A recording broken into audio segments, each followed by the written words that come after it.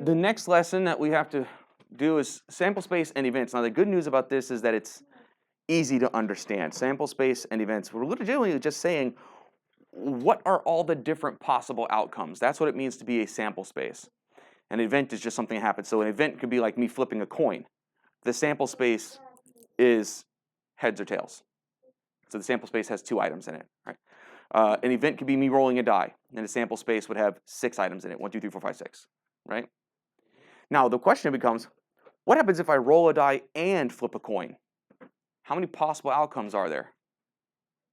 Ooh, there's more than 4. There's 12. And I'm going to show you why. A sample space U is the set of all possible outcomes in an experiment. It's referred to as the universal set, which we just talked about with our Venn diagrams a couple days ago. An event is a set of outcomes in the sample space that have particular properties, and we've already talked about that. And we've also already talked about something either happens or it does not happen. And the probability that something happens plus the probability that it doesn't happen had better always equal 1. So that's what it means to be a complement. And that is an important concept in the next lesson when I have to talk about finding the probabilities that things happen. SAT style questions are like, you roll a die 6 times.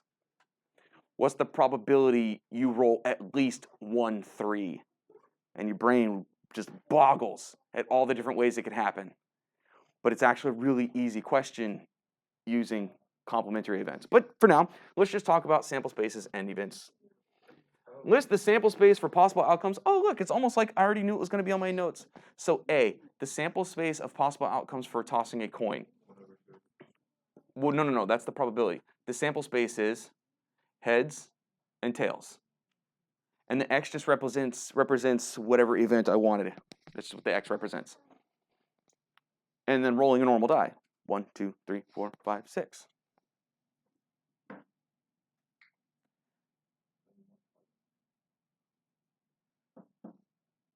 So that is how you list the sample space of possible outcomes for these. Done.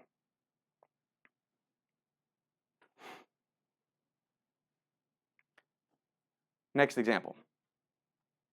A normal 6-sided die is rolled once. Okay, well, we already see 1, 2, 3, 4, 5, 6. Let A be the event that a prime number is rolled. Okay, we'd have to know what your prime numbers are. In case you don't know, your prime numbers are 2, 3, and 5 in the numbers 1 through and 6. 1 through 6, 2, 3, and 5 are prime. Oh, hold on. It says use set notation to list the outcomes in the sample space U, A, and A prime. A prime meaning not A. That's what A prime means, not A. Fine. Our universal set is 1 through 6.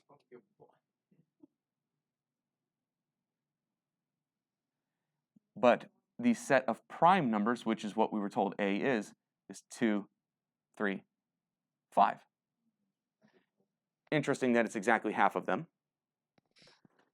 A prime is everything else that was not A. So 1, 4, 6.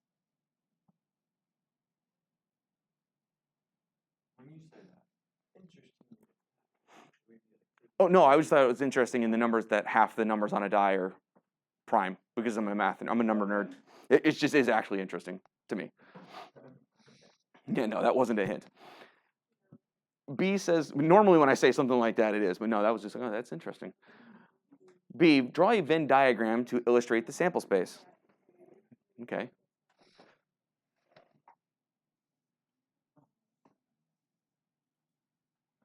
So this circle is A, and this circle is A prime.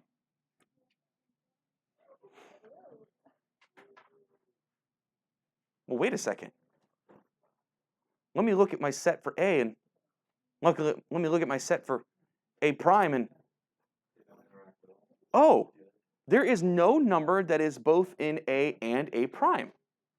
So that means drawing a Venn diagram the way we normally do doesn't work. How about that?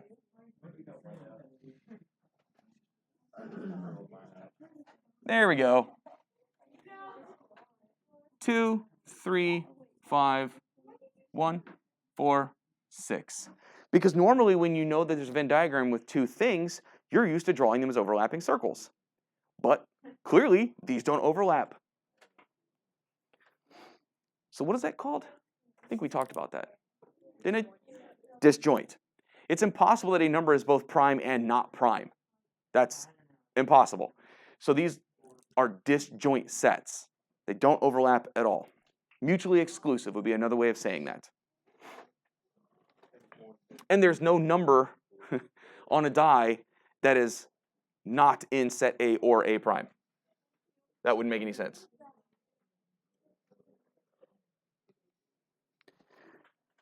Now we're going to figure out ways of listing possible outcomes when there's lots of outcomes.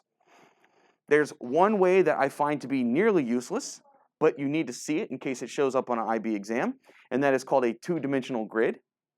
And a way that is incredibly useful is a tree diagram. So we're going to represent the sample space of two coins being tossed at the exact same time using these two methods. So for A, so let's just do coin 1 could be heads or tails. That's awful brace. Let me try again. Coin 2 is also heads or tails. And I should probably do that one in another color, but I'm not going to.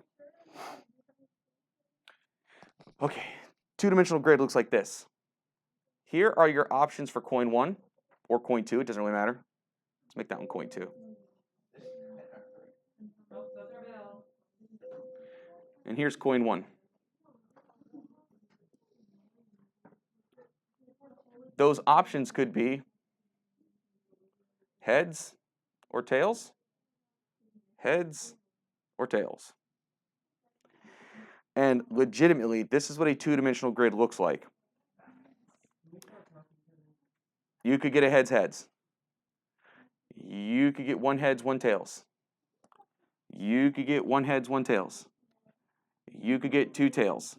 There's no correlation. And then it looks like this.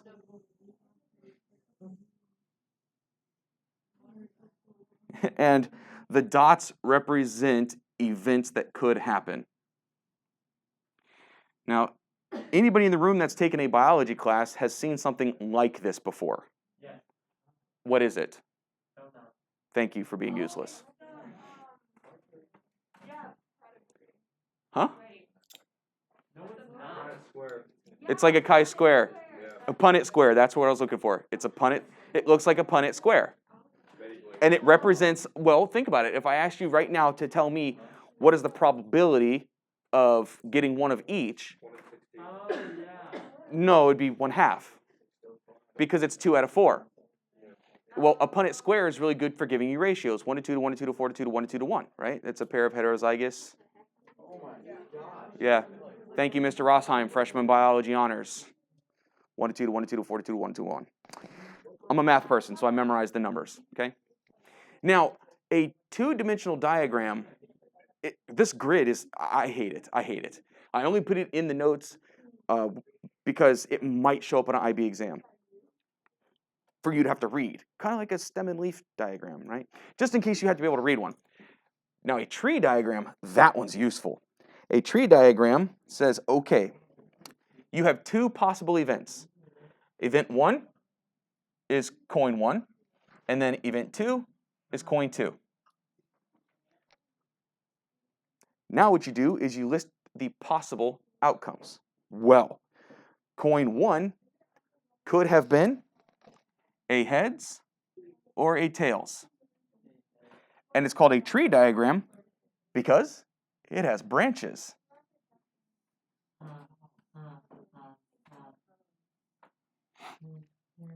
Now you list coin 2's possible outcomes. A heads or a tails.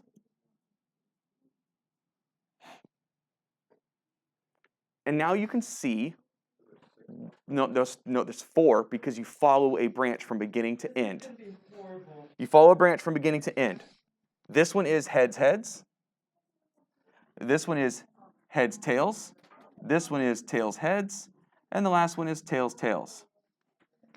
Yeah, keep talking. This is actually a useful way of finding sample spaces and probabilities when we get to them. I will be using tree diagrams. I like to use tree diagrams. I think they make finding probabilities easy. That's not what we're doing right now. Right now, we're just listing out sample spaces. Cool? Wouldn't you also just take the probability, like 1/2 times 1/2? But what if there's several events and you're assuming that everything is equally likely to happen, and that's not always the case? But I'm saying, like, if it was just like 2 coins. Well, yeah, that's easy. That's easy, yeah, but you'll see. How about this one? So here we have a spinner. This spinner has 4 spaces on it. But my question is, in each spin, what are the possible outcomes? So in spin 1, your sample space is, and since yours is not in color, I'm not going to say blue. How about I say shaded and unshaded? Or gray one. Black. I'm going to say shaded and unshaded because that works for color or not color. We're not racist here. Shaded We don't refer to Brie as or shaded. unshaded. And to make my life easy, I'm going to use S and U because that's easy. So spin 1 has S and U. Spin 2, oh, well, duh, also S or U. And of course, spin 3, S or U.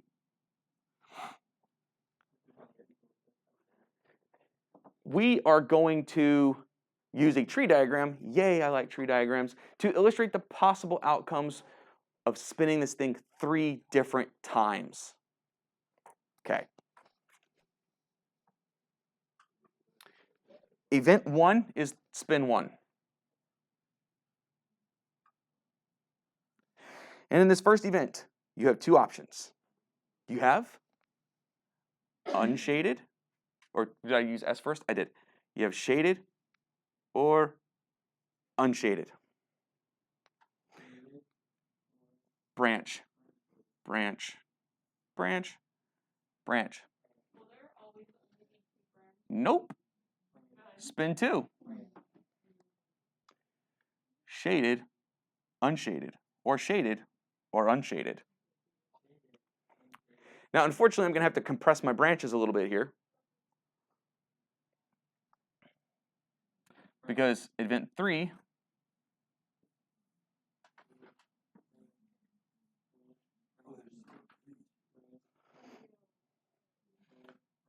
of course, I have to write spin 3 like that. Okay. There. And each path, starting from far left and following to the far right, is a different possible outcome of spinning this thing 3 times. So there are 8, technically, if every space was individual and was different and order mattered, 8 different outcomes. However, 3 of them are considered shaded and 1 is unshaded, which means we don't have the equal probability of spinning a shaded or an unshaded. Now, this is not a probability lesson. The lesson is actually getting you ready for the probability questions using the tree diagrams. We've been told to highlight all of the outcomes where obtaining shaded twice happens. So unless you have a highlighter, maybe you just circle it. I'm going to use a highlighter because I can. I have highlighters too. Awesome sauce. So I'm looking for shaded twice, correct? Is that what it said? Shaded twice? Bro, you got this. She thought you were putting 5 and 4. No, I thought you were putting 4 and It wasn't a 5 and a 4. It was an S and a U. 4 and shaded. And I was Goodness. Goodness. She said, Wowzers.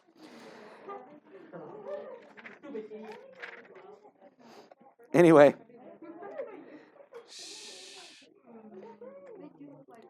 Now here's the question.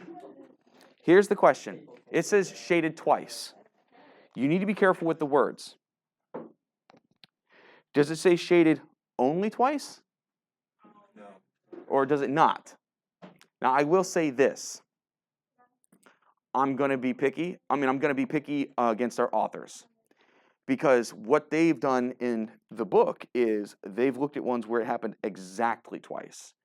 I think that their verbiage was not clear enough, and don't worry, it would be more clear on an actual IB question. I blame the authors.